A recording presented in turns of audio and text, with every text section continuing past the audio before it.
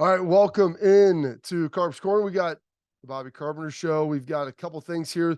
We like to always hit midweek, some Ryan Day sound. Him and Jim Knowles had a chance to speak on some of the things from Northwestern, weather related, third down related, being able to run the football and how all that looks, and ultimately expectations as well. And neither of these guys are running from it. And they understand that, hey, you win the game and it's a difficult situation.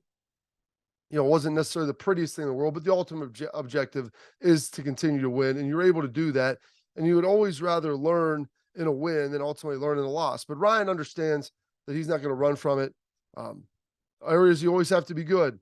Third down, red zone, end of half, end of game situations. Those are the big three. And I'll always harp on those because those are what win games.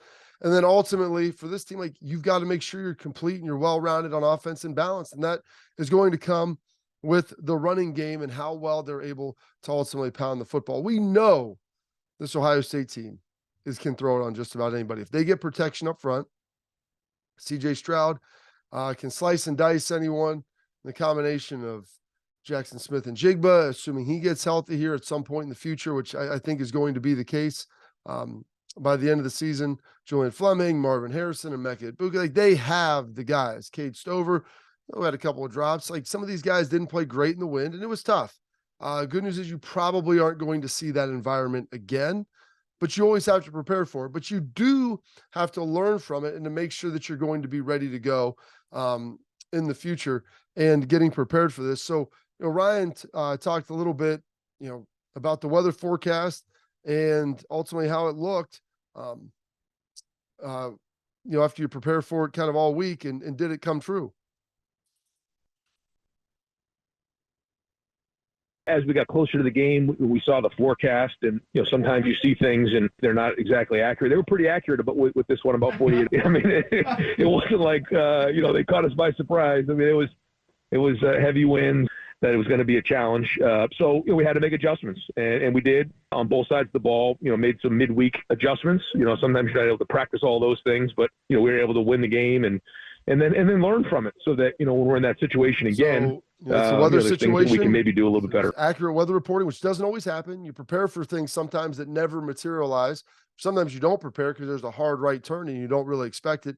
But heavy winds, you ultimately had to adjust. And then he goes even more in depth talking about the wind. And if you weren't at the game, and I was not, and it's never been that windy when I played at Northwestern up at Ryan Field, but I talked to a bunch of people who were up there and understanding, like, it was almost blowing people over. Talking to some guys over at the Woody, like, they were half afraid, running shotgun. Ryan talked about that, running a pitch outside for a field that you pitch the ball. CJ pitches it to Mayan, and you're able to circle the defense there and get to the perimeter where Ohio State runs pretty well and get going downhill. And you can't do that because you're afraid of, like, if I pitch it, that wind blows the football, and you're in a dogfight, and you don't want to have a turnover and ultimately give a team great field position. And so just keep moving the ball, punting and playing back and forth until you can pop a play, but you don't want to give them ultimately a short field. I'll get into and I'll say this about that. It goes back in the 1950, the Snow Bowl at Ohio State. There was like a bazillion punt, a bazillion fourth downs, didn't go for it, didn't get it, or go for it, didn't get it, all these different things. But Earl Bruce used to tell the story of that Snow Bowl. And Wes Fessler was the coach. And I don't even know if this is true, but there was a lady up in the stands telling him not to punt that ball, Fessler. Don't you punt that ball, Fessler. And just keep going for it, because if you're punting it, there's a snap, there's a kick, there's a lot of bad things can happen. And ultimately, one of the punts was blocked, and that led to the, I believe, only score of the game. And so you feel like that may have been a game a little bit like this. And so Ryan dives even more into the wind and some of those big-time wind gusts. That was the first, just the way, I think it was maybe just the way that the stadium was set. There was points there where it's knocking people over. Some of the gusts were really, really high. Somebody told me that maybe even there was one point recorded an 80 mile an hour gust. So there were times where it would calm down and you felt like maybe you could manage it a little bit better. But I mean, there was a punt before the game where I saw one of the guys punt it straight up in the air and it landed on our side of the line of scrimmage. So it was very, very unique. Rained at one point, and really what was happening was, when we had the wind, we would play faster to try to eventually get the ball closer to our end zone.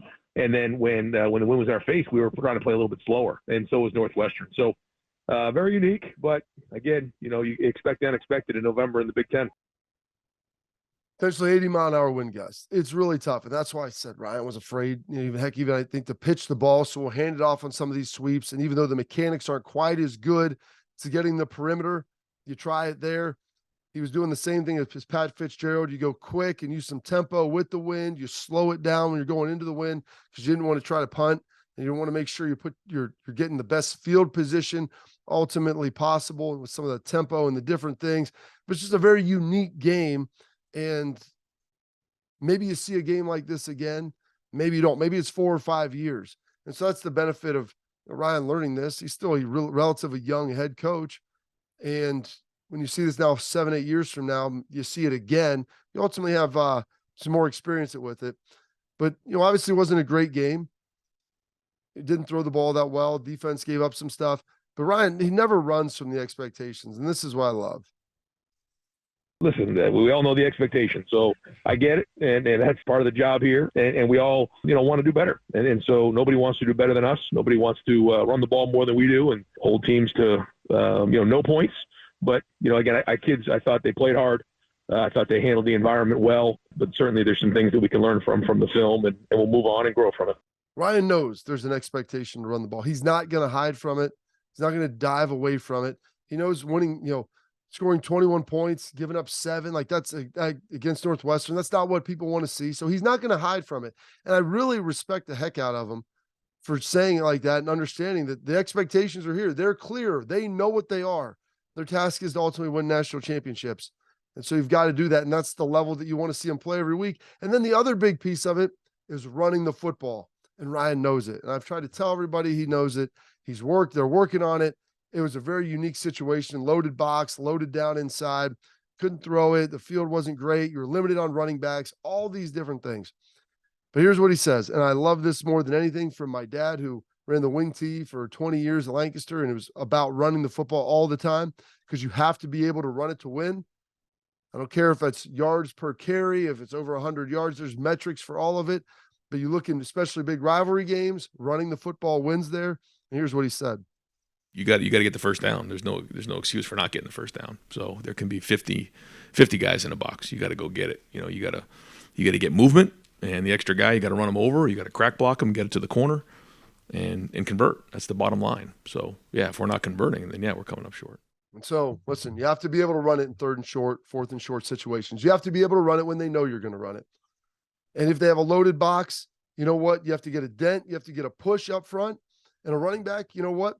Sometimes you got to run through a tackle. It's a yard. It's 2 yards. You got to get going downhill.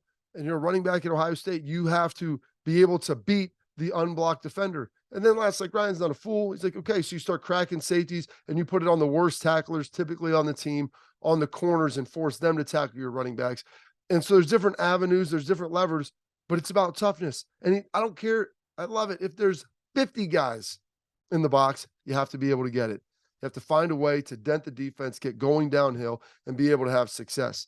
Now, Jim Knowles talked about the Buckeye defense, which only gave up 7 points, but was not great on 3rd downs, 9 of 20. And then also gave up over 200 yards on the ground. Jim Knowles was not happy. I think our 3rd downs have been good, throughout the year. Not pleased last game. The quarterback run is always a difficult component in that short yardage life. I thought we had been doing well with it, but we didn't have a good game with the quarterback run. We did not have a good game on 3rd down with the transition into the downfield passing. I've had some experience with this when I was at Duke with playing option teams.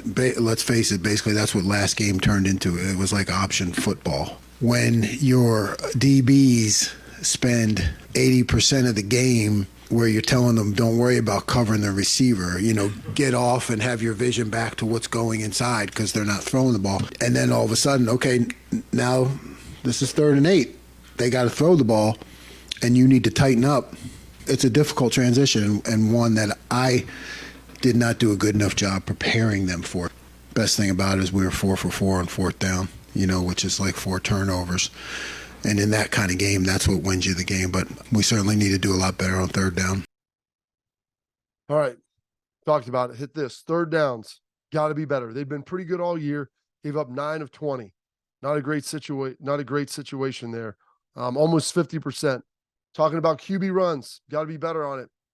Northwestern was better on third down. You've got to be better at it. It may look a little bit like option at times. It may be this and that. Jim Knowles doesn't run from it. We have to be better. That's the expectation.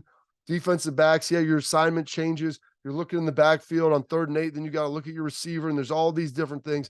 You've got to be better, and he completely understands that and takes ownership for it. And his defense has been really good all year. And there was a couple missed tackles and some different things, especially the secondary that they've got to get shored up, and they will. But there was the one thing he touched on: 4 for 4 on 4th down. And those are like turnovers. It's a change of possession where the ball takes place. Now, some of it is Pat Fitzgerald didn't want to kick a long field goal. Yeah, I get that. Maybe you don't even want to try to attempt a punt at that point into the wind.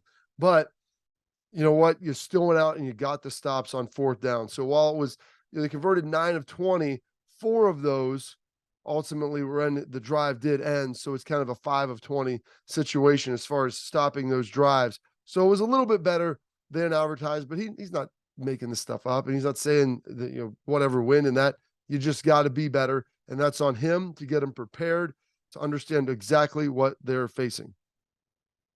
All right. Now it's time for the midweek mailbag, and all your questions will be answered. Starting out film, I'm sure the film didn't look good. Looking at the replay of the game, we had opportunities in some short yardage 3rd down plays that we flat out didn't stay on a block and cost us a 1st down. This late in the year, do you think that should be happening? We've got some issues at the guard position a little bit, staying on blocks and being consistent. There's some guys that are nicked up, and Ryan talks about it. It's a guy sliding off here. It's not getting enough push there. I think those are correctable problems. And I believe, like, in an environment where you can run maybe even more of your offense as far as the running game, that'll obviously help as well. Northwestern had number 99, man, the D tackle. He was good. They've had some players up there, but yes, they need to be better. And it is starting to become a concern. And I don't know if there's anything that they can do to alleviate it before the Michigan game. What are the key ingredients this team needs to get better in November, since this month is dedicated to contenders, not pretenders? Jim Tress would always say, October's for pretenders, November is for contenders. What do they need to do? Clean up the running game on offense. Be more physical up front, especially on the interior. I'm not worried about the edges. Dwan Jones and Paris Johnson, good on the outside. But interiorly, they have to be better. And they have to be able to get more of a push. I think Whippler's doing a good job, but they've got to do a better job getting push. Clean up a little bit of the tackling on defense. Last couple weeks weren't great. Fix 3rd downs from Northwestern game. I believe that will ultimately happen. That's kind of basically it. Does JT Tuimoloau have a shot at the Heisman? To win it, to even get there as a defensive guy, it's almost a career achievement award. Your team has to be really stinking good. People have to know who you are coming into the season. You have to play huge. And so while people are learning about him now and he's had some big games, I don't think he's quite there yet. Do you think the struggle in the running game has anything to do with the running backs being healthy? Can they run CJ a little more, maybe get Xavier Johnson in the run game? You saw Xavier Johnson play some running back prior. You've watched him run the jet sweep with Emeka Ibuka. CJ opened it up a little bit. Yeah, you'd love to have the running backs healthy. You'd love to have Trey Henderson be fully healthy. You'd love to have Mayan be fully healthy. I think they didn't want to get Chip Trainum in there quite as quick, just due to the fact that he hadn't played running back in a while, and you don't want to worry.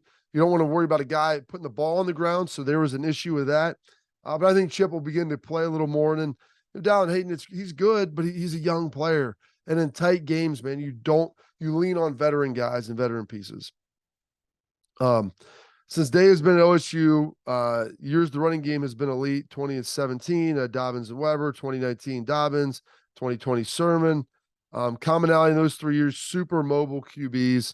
Do they need to redirect to the dual threat QB? I mean, when you have a great quarterback, a guy can really throw the ball, and it's going to be a top, 5, 10 draft pick like CJ. I mean, you don't want to run those guys and subject them to injury at a high level. Whoever plays next year, Devin Brown, Kyle McCord. I think it'll end up being Kyle, but we'll see. Those guys are athletic. They can move, they can run, and they can be more physical in the run game. But like, it's not like Bryce Young runs a lot for Alabama. You know, Stetson Bennett runs some for Georgia. It's not like Hendon Hooker runs a ton for Tennessee. So you pick your spots. You make sure you're keeping defense honest, and that's the big ingredient and the main ingredient that you want to see there. They're talking a question about quick fixes for the run game. Some of the quick fixes, you know, you can toss, you can get the ball on the perimeter a little more. That wasn't really an option against Northwestern. As I talked, there was so much wind, they were worried about even pitching the ball. That could be an issue. Kind of a comment question here. I don't think the Bucks are tough enough to beat Michigan. CJ might have to throw for 400 yards to get it done. Can you beat them trying to run the ball 50% of the time? Go Bucks. I think this team it's good. They're good enough to beat Michigan. They're a better football team than Michigan. Now they've got to understand the attitude and the edge that Michigan's going to bring, and you have to raise your game to the waves, to the tide. You can't sit there and let that thing swallow you up. And so you have to understand what type of game it's going to be. After what happened last year, I think they do understand that. But you have to prepare for it like that all week. You have to prepare for it like that all season. And you know what? The proof will be in the pudding on November 26th. Do you think with his running ability, what do you think the score would have been with Northwestern with Justin Fields at QB? So Justin, people forget, he didn't really run much at Ohio State. He ran when he had to, and he pulled off some big runs, and he was incredibly athletic. He's very physically gifted. He's a talented guy, but he didn't run a lot. He could. And the other thing, Justin Fields built like a tank. You know, he's big, thick leg, quick kid, fast, explosive. They would have probably scored a little easier, but it wouldn't have been something crazy. Knowles utilizes the 3 safety defense, you know, with all the wind and how Northwestern was loading the box. Should they have gone to the 3 linebacker system? You know, I was surprised they didn't do that a little more. They've done it with Cody Simon. They did it against Iowa. They've done it in other spot shots. That is one thing that was a little curious. And I think Jim Knowles does a great postmortem on games, looks at things. What could we have done better? What did we do well? How could we maybe improve? And you know what? That might be part of it. If they get in that situation again, maybe you do go to more of a 3 linebacker look earlier, understanding they're not really going to throw the ball. You know, and then they did go with, and in the second half, they did it a lot more, and they would get more linebackers on the field. So early on, not as much. Second half, you're like, scrap it. They're not even trying to throw. We're going to get it done. And that's, you know, part of it. What would Schlegel Valley have said to the team at halftime? My man, Anthony Schlegel, he would have been fired up, talking about taking their manhood, going and playing tough, knocking dudes off the ball, being physical on, you know, in the tackle and all of those things. You know, but your coaches can give, you know, rah speeches all you like. I mean, it comes down, you know, to guys' desire and their health and their ability to ultimately go out there and execute and get it done. Do I think Travion will play against Indiana? I don't believe so, but I think you'll probably see more of Dallin Hayden and Chip in there as well, and taking a little pressure off Mayan, unless it's a crazy tight game, which if that's the case, got bigger problems as well. Why do you think the Buckeyes avoided running into the interior? I think that, you know, they had a hard time getting pushed, and that's where, you know, the Northwestern's best defensive linemen were, and they were stacking it on the inside, daring Ohio State to get to the perimeter. Like I said, when you're handing it off on a sweep, not quite as effective as maybe doing a quick pitch toss, and you're able with those big talented tackles to get the edge. Cade Stover can be a factor out there, and you can soften that corner. It's like running a 200, but they weren't really able to do it because they didn't really want to pitch it. Any chance Knowles mixes in some bear defense against Michigan? I don't know. I'll have to go back and look to see if he has a history of running some bear defense. I think he has before. I don't think it's something he's adverse to. Jim Knowles is pragmatic, and if it works, he'll go back and look at teams that have had success against Michigan, what they've done in spurts, and if any of those things can be pulled in. Like, Jim Knowles is a really smart guy, very cerebral. I would anticipate any stone that's left unturned, he'll be able to find it and go get it. So I'm not necessarily worried a ton about that. If you rotate the best players on the D line so they're fresh in the fourth quarter, why are they not playing in the critical moments? That's something they're going to work on, this D line rotation. They're playing a lot of dudes and probably too many too often.